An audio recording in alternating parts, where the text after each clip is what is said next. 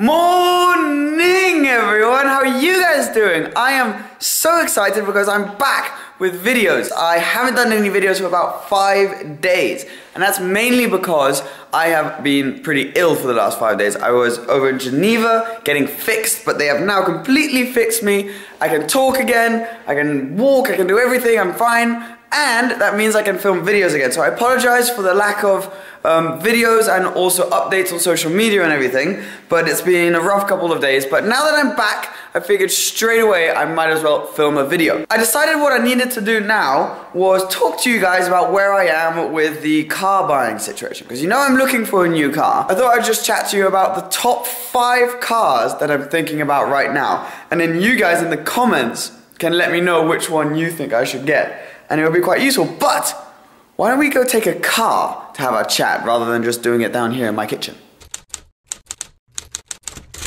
Shall we take the Ferrari? No. How about the RS? No. We're gonna take the Twizy, of course. Oh, it's good to be back in this car. Well, car. Quadricycle, whatever you want to call it. I've made a short list of 5 cars that I'm considering. So I'm gonna run you through those with pros and cons of each. And then I'm really actually counting on you guys and what you think to make my final decision. In no particular order. It's not because putting one first and one last that means those are how I'm ordering them in my mind. This is in no order. First of all, Fiat 500 Abarth. So I've mentioned that I wanted a car that would I would be able to drive around, that would excite me a bit, that wasn't the Twizy that I always needed to recharge, that was sort of a bit cooler than the C-Class in Monaco. But insurance-wise, because I'm only 19, means that it's very hard for me to get insured on cars that are too powerful. And also, I don't want to start at the top of the food chain in terms of cars necessarily. I want to sort of work my way up. So this is a nice way to keep this, you know, if I had an Abarth, I would not keep it for that long. But I think they're really cool little cars. You can tune them quite nicely. They're not that expensive, not too bad to insure. You can make them sound really good.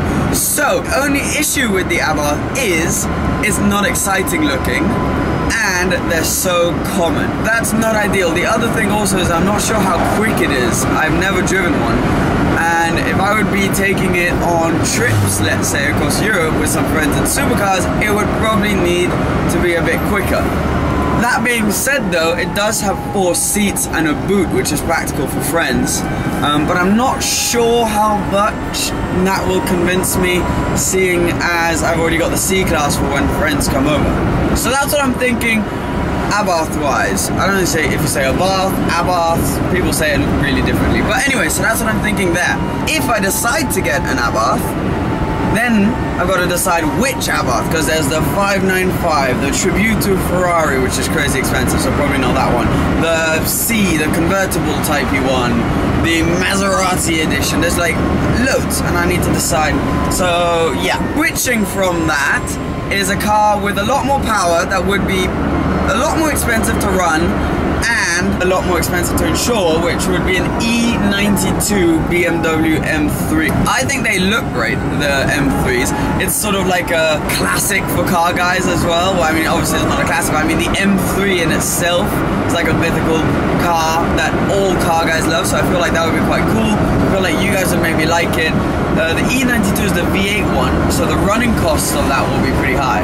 But it does make a mean noise. I'm not entirely sure on the figures, over 400 horsepower I'm pretty sure. Again, it does have the advantage of having 4 seats, having a boot. It would be quick on the road trips, I'd be able to keep up, be able to get some slidey action out of it, which is always good fun. My number one issue with that though, is that with the family we had a BMW 325i convertible years ago. The old subscribers will be able to remember that. And that broke down a couple of times on us. So that's kind of put me off that Generation 3 series, if I'm perfectly honest with you. That's one thing that's sort of holding me back from the M3, but apart from that, it's also the fact that it is a V8, it probably drinks a lot, and I need to see insurance-wise whether I'll be able to get insured on it or not. So tricky. Ooh, nice little Clio RS. That's one you guys have been coming up with a lot, but I'm not a huge fan of it, to be honest. However, the other advantages of a BMW is that you get the BMW sort of servicing, which is really good, much better than the Abarth in terms of reliability, I'm pretty sure, because Abarths don't have the best reputation in the world. yeah, it's an M3, so that would be pretty cool. Number 3 would be the Lotus Elise. A bit more of like a sporty car, very, very hardcore, but that doesn't bother me too much. I mean, it's a 2-seater, which means it doesn't have the advantage of having 4 seats to bring my friends along and everything. It's got a tiny little boot, so if I brought it on road trips, that would not be the best thing in the world. But insurance-wise, it's actually not that bad. It's got such a tiny little engine. I'm not entirely sure which one I would get, whether I would get the I really like the look of the facelifted one that came out in 11, I think, 2010 or 2011. But I think that looks a lot better than the one with the 2 front lights. So ideally, I would get one of those. Running costs aren't that bad with that car because it's only a little 4-cylinder engine.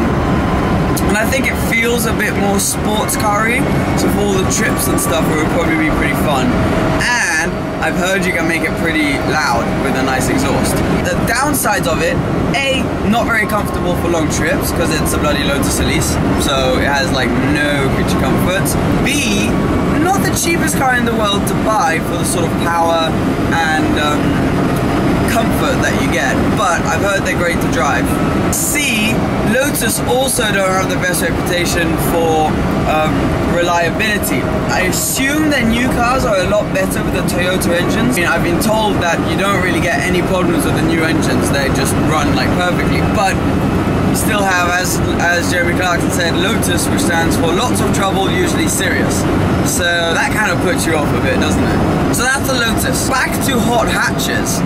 There's either, I'm not entirely sure, depending on budget and everything, an Audi S3 or RS3. So here we're back to the sort of Fiat Abarth kind of way of looking at things. In terms of it's a hot hatch, it's a lot quicker than the Fiat. Oh, there's an A1 passing by. It's an Audi, which is really good because I love Audi as a brand. I think they look really cool. There's also the S1 and stuff. Basically, in this category, it's not really Audi RS3, S3, S1, blah, blah, blah. It's like Audi hot hatch is what I would be looking at. They look really cool. They drive really well. They are very, very practical in terms of you can use them in snow if you want to, if you get a 4-wheel drive. You can use them during the summertime, they would grip and just be perfect around these little mountain roads. They make decent noises, they look nice, they have nice interiors, they do have 4 seats. All these things are really good about the Audi. A couple of issues with the Audi is A, it's not that exciting. It's not like, let's say, the M3 or the Elise, which will actually feel like sports cars. Specifically the Elise being a 2-seater sort of convertible. If I put a loud exhaust on it, would actually feel like, you know, like a proper event. As an RS3 or an S3 or S1 or whatever it would be, wouldn't really have that. Also, Mr. Paul Wallace already has an A1, which kind of ruins the fun. You do see a lot of Audi hot hatches driving around. And again, I wanted something a bit more rare. Last but definitely not least are all of the other suggestions. I know I said 5 cars, but last one is more like all of the other cars you've put within. You kind of get the idea of the price bracket now and what I'm looking for. It's a car, I probably wouldn't use it every day, so it doesn't necessarily need to be the most practical car in the world. Just most of the fast cars at this price range seem to also be practical, apart from the Lotus really. And that doesn't really bother me.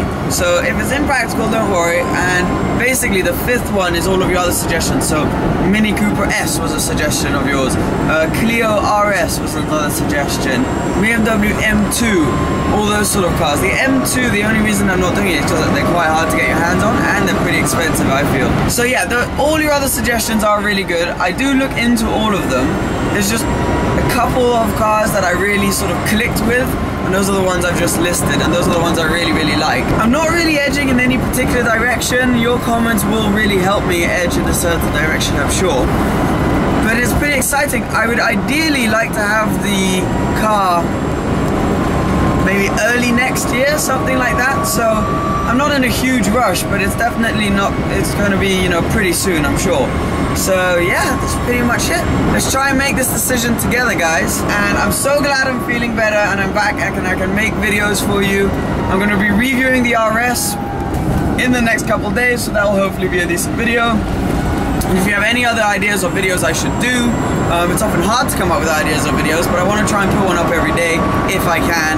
if I'm feeling okay. So that's the plan. So please write in the comments what you think car-wise and also what you want to see video-wise, and I will be reading all the comments and answering some of your comments accordingly. So thank you so much for watching as per usual.